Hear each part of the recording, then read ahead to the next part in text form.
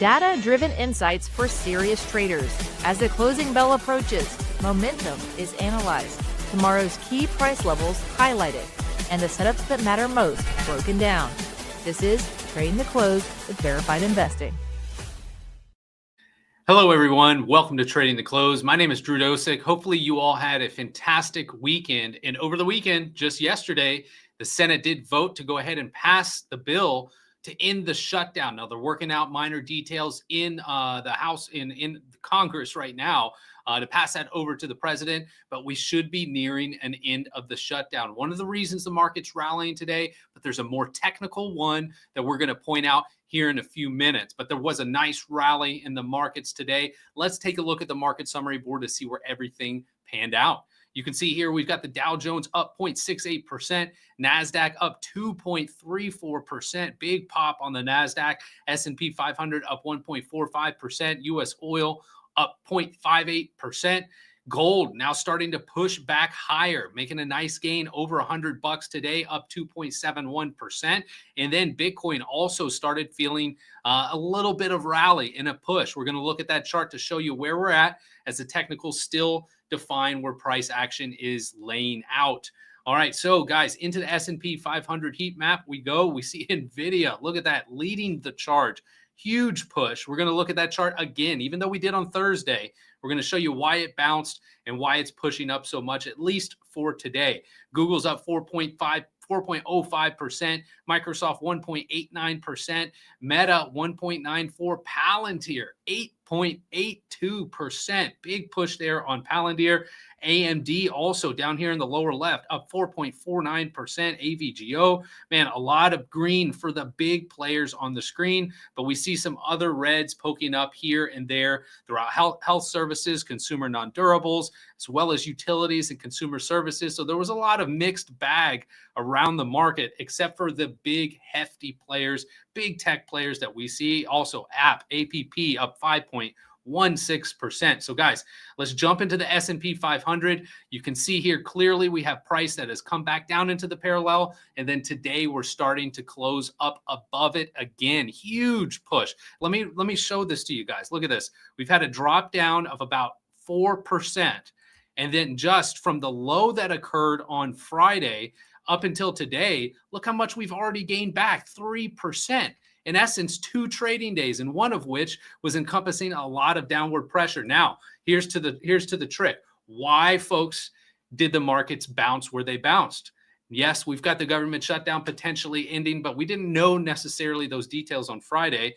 And so what I need to do is just click over on these very simple moving averages, the SMAs. And you can see right here, the 20 moving average is in yellow, and then the 50 is in blue. Let me expand the screen so you can see here, this 50 moving average, we had a straight move down, cutting through the 20 moving average and then hitting the 50 moving average. If you notice, over here on October 14th, we did not tag the 50 moving average. Matter of fact, on this whole rally up since the April lows, once price got established above the 50 moving average, we haven't touched it except for on Friday. So that was the first, if you will, test of a breakdown in the markets. Now, so far, we've had a rip-roaring rally right back up.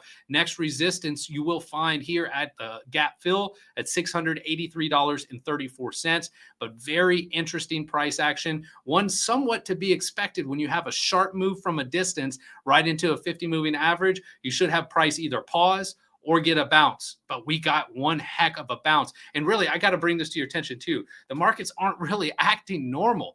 Normally, we take the stairs up and then the elevator down. Now, today's price action and Friday's price action was the elevator right back up. So it's almost inverse. What's going on with the markets? Where's all the extra money coming from to go into the markets? We'll see, but for certain, price is moving up today, and the spiders have had a remarkable recovery. All right, so let's go into the Qs. The Qs, as you see here, great bounce there as well. Now pushing up back near these consolidation pivots that occurred on November 5th and 4th. So this is the near-term resistance. Next resistance, we're talking about gap fill up here at $632. And then again, brand new all-time highs. So man, incredible rally on the Qs, even higher of a push. As you see here, pushing up there 4% instead of 3% from the lows on the S&P 500. So great tech-led rally, clearly displayed right there on the chart.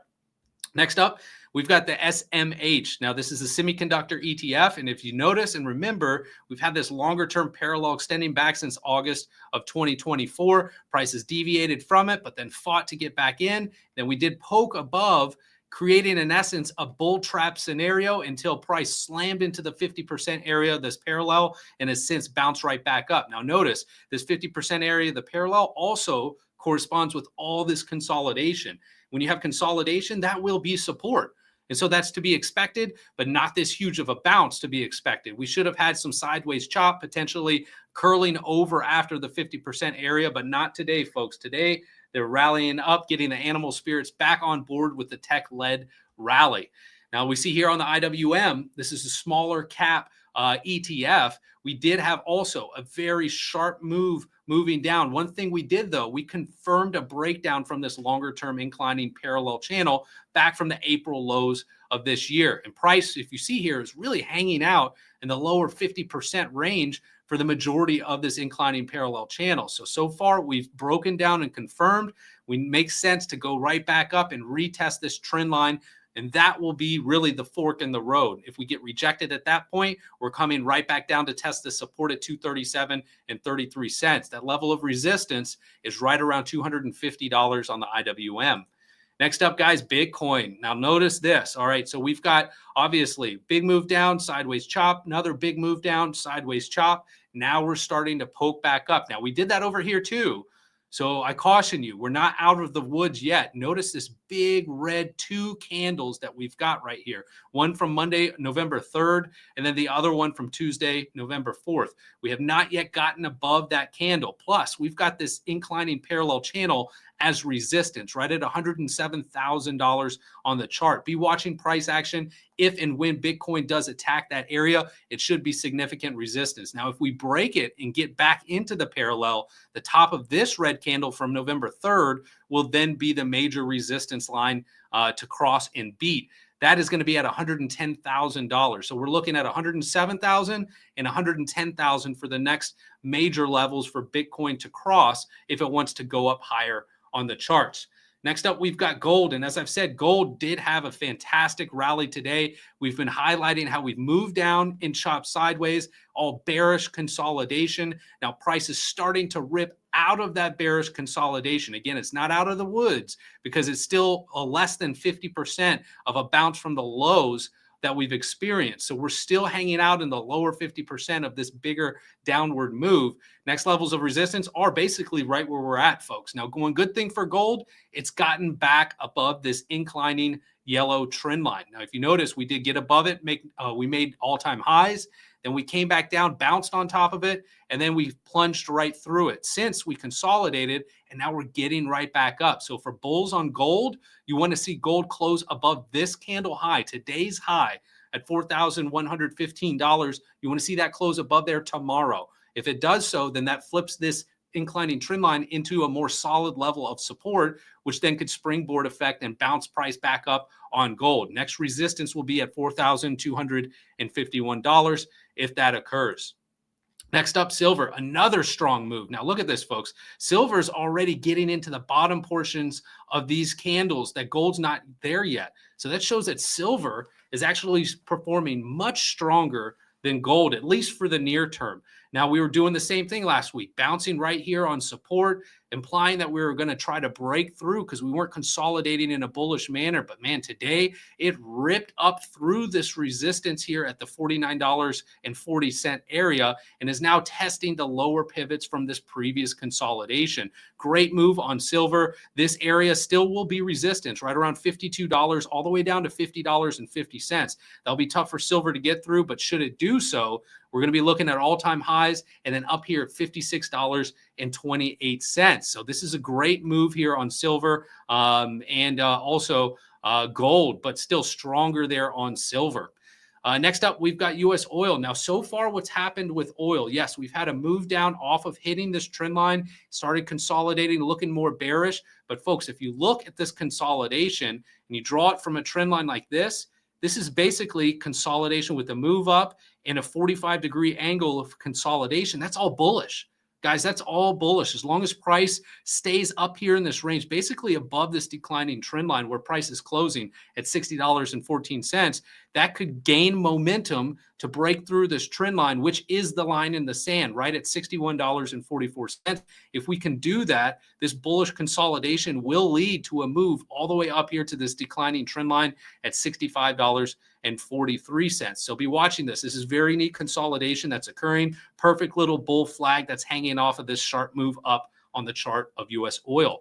Next up, we got Nat Gas. Now, Nat Gas for me, man, this is a little bit of a surprise. I was anticipating price to come back down to $4.08 and then eventually attack $4.70. So let's do some analysis about where price is closing on Nat Gas. We notice here on Thursday, we closed above the resistance, but then on Friday, got shot right back down from the resistance. Now today, we're going to close above the resistance again, marking 2 days in the past 3 trading days that we've closed above, but we haven't confirmed on any of them. So tomorrow, we're actually going to need to confirm above today's high candle. And if that happens, we're likely tagging $4.70. All the while, Nat Gas is near-term overbought. I anticipate a lot of resistance right here in this range, potentially pulling price down to $4.08 before resuming higher on the charts. But it may already get to 470 even as early as tomorrow. So we'll be watching that closely. Next up, we've got Rigetti reporting earnings after the bell today. And you can see here, we've clearly defined price action in a near-term inclining parallel channel. Now you notice this 50% area is right around $47.17. I doubt price gets there after earnings. Instead, notice this big red candle with the gap fill at $39. If we do have good earnings on Rigetti, it could pop up there and tag that $39 resistance level. If we don't have good earnings on Rigetti, be watching for a break of this parallel with the first support at $28.65, followed by $23.82. Now, be wary about this. This stock can move 10, 20, 30% in a day. Like, it's not a big deal for it. So if you're going to play Rigetti, make sure you go light and then also anticipate these support levels getting hit so you can add to the position for a potential return up to this parallel channel and eventually attack of the lower end right around $34.24. But right now, price action's coming down. We'll see if that continues after hours today with earnings being reported. Next up, LITE, L-I-T-E. This is Lumentum Holdings. And guys, look at this rally that was going on this chart. Simply incredible. Now today, we've got a topping tail. But you know what today did? It negated Thursday's topping tail. So we've got a topping tail on Thursday, a topping tail today. Guys, there's a lot of selling pressure presenting itself on this chart, despite moving up as much as it has. Now, we had earnings on LITE over here on November 4th. Since then to today's high, LITE was up 45% in 4 trading days. Incredible move. Now, guys, what goes up must come down. You see these long-term trend lines drawn on the chart. They originate back from the first one, February of 2020, and the other one back here in March of 2018. Now, 2018's trend line's all the way down here at $177, and that price can be tagged, especially if the markets aren't jumping up near all-time highs. If we get any sort of correction, that area certainly can be tagged, but this is the trend line I'm anticipating LITE to come down to, right around $211. This is an accelerated move. Yes, the company is a great company, but man, 45% in 4 days, there's going to be profit takers, especially when we're talking about multiple topping tails on the chart, implying price is likely coming down to at least the top of this parallel channel, right around 214, but probably down here to this inclining trend line right around $210. Next up, NVIDIA. We got to cover NVIDIA. This is one of the biggest players in the stock market. And guys, look at this. Look at this right here.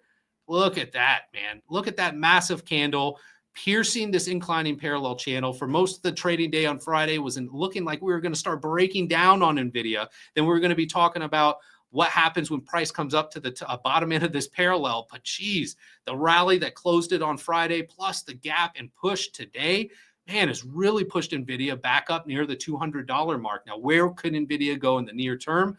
Right up here to the 50% area of this parallel channel, right around $208.47. Notice there's a gap fill here also at $206.88. That range should be very stout resistance However, a rapid retest, man, this is really kind of making me scratch my head about where the markets are going to end up this year, especially if NVIDIA starts pushing to new all-time highs, which that is all very close to. Oh, and let me show you one more thing. Back up to Rigetti. Rigetti is pulling down, looks down about a buck 20 so far. One other part of TA I want to show you. Notice I got this $39 resistance, but if you look here, this is a very simple trend line drawing technique that just reconfirms this level of resistance, all by one trend line, folks. Now, yes, price can break trend lines. It does, and is showing that it's about to on the bottom end now.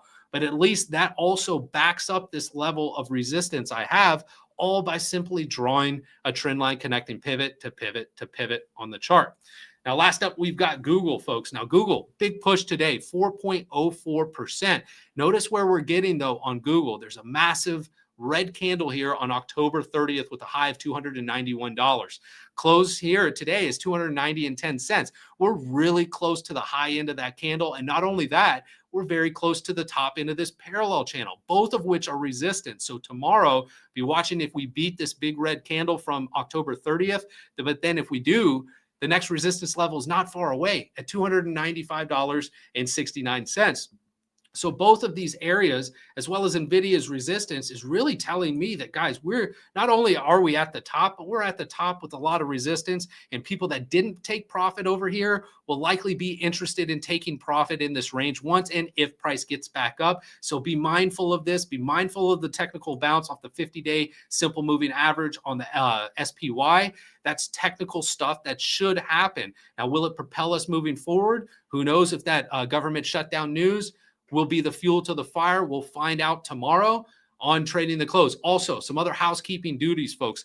We will be changing the start time of this show next week to 4:20. So we're going to be moving it back 25 minutes to start at 4:20 on Monday of next week. Heads up to you guys, but don't forget to like and subscribe. You'll get notifications about our changing times coming in the near future. Until then, don't forget to send this out to your friends and family so that they too can learn some technical analysis on the charts. Thanks so much for watching, folks. I'll see you tomorrow, and I'll also see you right here on the charts, folks. Take care.